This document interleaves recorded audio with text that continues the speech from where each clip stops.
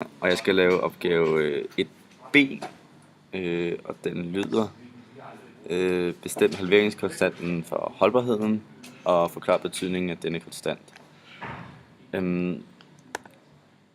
Vi ved, at halveringskonstantsformlen den lyder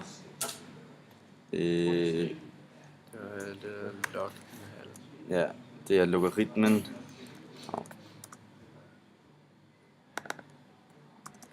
til en halv divideret med logaritmen til a.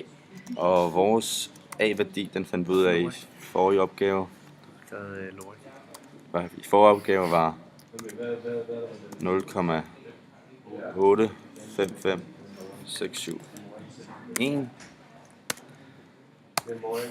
Og så får vi 4,44698, som så er vores halveringskonstant.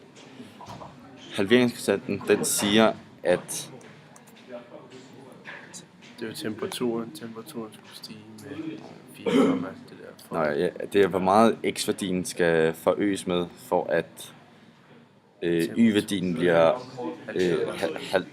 halveret. Og i det her eksempel, der kan for eksempel sige, at når temperaturen den er 0 grader, så er holdbarheden 300 døgn.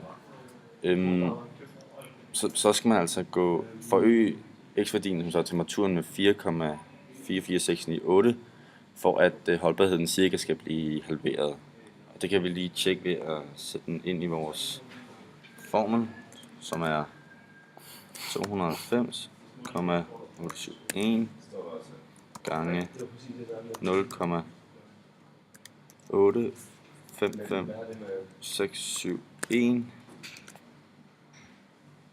Og så opløfter vi altså i den halveringskonstant, vi lige nu har fået, som er 4,44698.